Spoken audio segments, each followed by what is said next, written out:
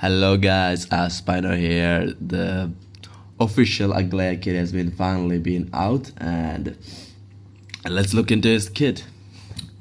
I think his kit is personally it's really strong. He's literally an Erudition unit with a crazy amount of buffs and single target damage. So he's literally an Erudition unit that's focused on single target. Now let's go into his base stats. As we know, Anaxa is going to be a 5-star wind erudition unit. His stats: health gonna be 970 health, attack is gonna be 814, and defense will be 557. Speed's gonna be a 94, kinda slow, not gonna lie, and has a 75 taunt. Now his essential materials are also out, so you guys can go and check it out if you guys want. Now let's go into his basic attack. Just a single target damage, nothing crazy. Skill, this is where he gets really good. So his skill is gonna be called Fractal Banishes Falsehood. It's a bounce attack, not AoE, not blast. It's gonna be bounce attack. It's literally similar to Asta's skill, but with a lot of higher multiplier. And talking about multiplier, he's gonna be scaling purely off attack percentage. So yeah. His skill deals wind damage equal to 30% of Anaxa's attack on a destined enemy, and additionally deals 4 instances of damage. Each instance of damage deals wind damage equal to 30% of Anaxa's attack to one random enemy, prioritizing bouncing to enemy targets that have not been hit in this usage of skill. So I guess he has multiple attacks of skill, maybe, I don't know, but simply on the first time it's gonna attack randomly, and the second time it will try to attack the enemies that the first time skill didn't attack. I think his skill is pretty unique, but I think it's gonna be most effective on a single boss, so you can destroy their weakness bar a lot faster and you can get more value, in my opinion. Now ultimate Genesis of Budding Life AoE costs 140 energy. It's I think it's close to Tribi's ult, so maybe Tribi and Anaxa will have a really good synergy. I think it's almost same. Now inflicts the Ascension state to all enemy. I have no idea what this Ascension state is, but maybe some sort of debuff, I presume. And immediately deals wind damage equal to 90% of Anaxa's attack to all enemy units.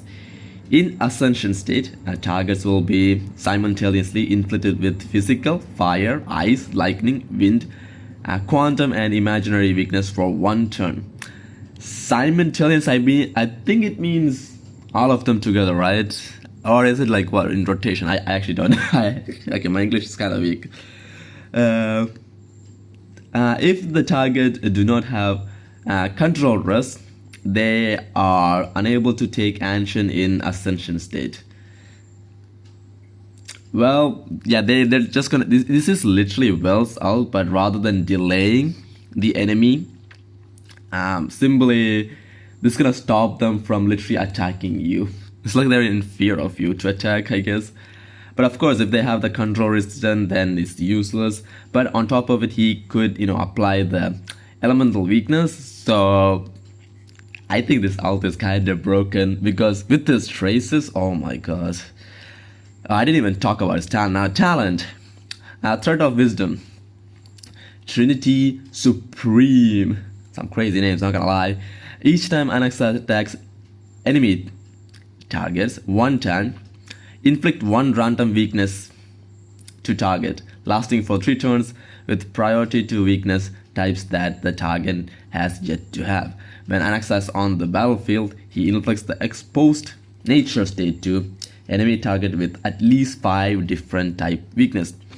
Anaxa deals 48% more damage to the target in exposed nature state. In addition, using a basic attack or skill, targets in exposed nature allows him to use another 1 instance of skill This additional skill does not consume any skill points and cannot trigger this effect again. If the target has been defeated before this additional skill is used, it will be dealt to a random enemy unit.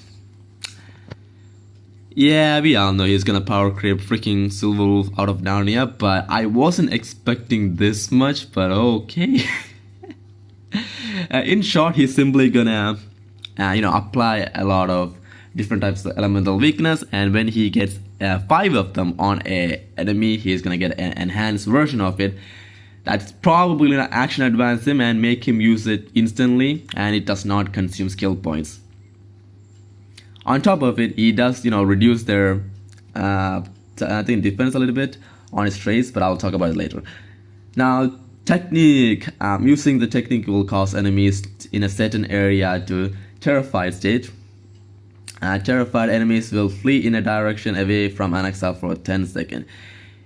If entering battle via action attacking a terrified enemy, Anaxa will apply 1 weakness of the attacker's type to every enemy target after entering battle. Simply, his Teqnech is gonna fear the enemy, and on top of it, when you enter the battle with this Teqnech, you're gonna apply a random weakness the enemy has, not your team has, the enemy has. So pretty good Teqnech. You can get a really good head start from this Teqnech, in my opinion.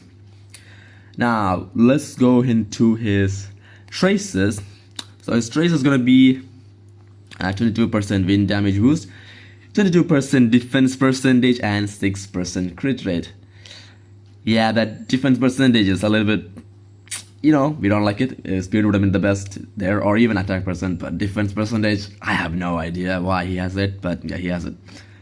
Now let's go into his A1 trace. When using basic attack, additionally regenerates 10 energy. At the start of turn, if there are no enemy targets exposed to nature state, immediately regenerate 25 energy. And by the way, there's no way enemies will be weak to exposed state, so you should get that 25% energy, and you should be able to get a turn 1 all easily with this unit because of this A1 trace.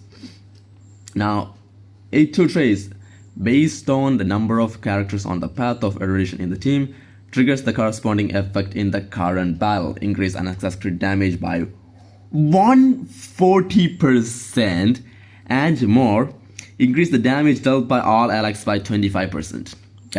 This is the trace that makes him an erudition support / Herda support. I think his best team is gonna be simple. You just need an erudition DPS like Herda or Argenti, but we might see a little bit of rise of Argenti, but this is more towards the Herda teams. Now trace 3. For every different weakness type on the enemy target has, the damage of Anaxa deals to that target ignores 3% of defense up to a max of 7 weakness types. So if you can get 7 weakness on the enemy, 7 times 3 is gonna be 21% defense down. So that's a lot. If you don't know, when you use his ult, you're gonna get all the weakness anyways. So yeah, this is gonna be nasty in my opinion. Really nasty, by the way. Now let's go into his eidolons. His eidolons could change in my opinion, but let's look into it. So it's even after using skill for the first time recovers 1 skill point. When enemy target are hit by this unit's skill, decreases the target's defense by 16% for 2 turns. Really good E1. You can manage a skill really well with this. On top of reducing the defense, the only thing he doesn't do for the team, now he does it. So he's gonna be even stronger. solid E1 in my opinion. But I do think his signature is slightly better, but strong E1. Now let's go to his E2. Ultimate additionally deals 3 instances of damage, with each instance dealing wind damage equal to 50% of Anaxa's attack to 1 random enemy. Increase the unit speed by 12% for 2 turns after using their ultimate. This E2 is absolutely insane because his best set is gonna be wind set. And if you don't know, wind set gives you a 25% speed increase after using ult. On top of his E2, you can get a solid 37% action advance. Like, it's really solid, but I don't think it's still worth it to go to E2. But his E2 is really, really disgusting. If you have the resources, you can go for it. Now his E4 is going to be using skill, increase attack by 40% for 2 turns, and this effect can stack up to 3 times. It's just a damage boost. E6, straight out a damage boost. Each time, instead of inflicting ascension state in a single battle, permanently increase the Anaxa's damage dealt in the battle with an increased value of 3% of the original damage. It stacks up to 5 times. It's just E4 and E6 are just straight out damage boost. E1 is a team damage increase slash, skill point management, and E2 is just, I think his E2 is really strong. That's, simply his buff time is going to be really, really solid. But I think he doesn't, I'm sure he wouldn't have any problem with his ult. Just because I think 140 energy is not that too much. And if you are struggling with, not getting his ult on right times, you could probably use the ER rope. Now let's talk about his lightcone. So base stats gonna be HP 952, base attack 582. That's a solid base attack. And defense gonna be 529, nothing crazy. Ascension materials are out, so you guys can go and check it out. Now, increase the wearer's crit rate by 18%. A wearer regenerates 10 energy at the start of every turn. When the wearer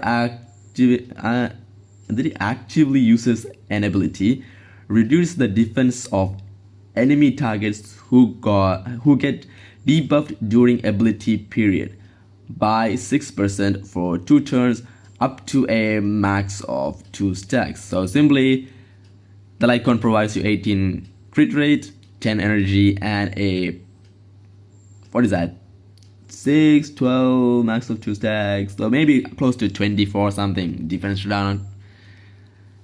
Pretty solid. This is why I say his lightcone is slightly better than his E1, just because, if you can manage your skill points, I think his lightcone is stronger, just because he can have higher ult uptime without relying on a ER rope, and can give you a stat bonus on top of the the defense reduction. So you are getting the defense reduction from his lightcone too. So, oh crap, my freaking thing just died.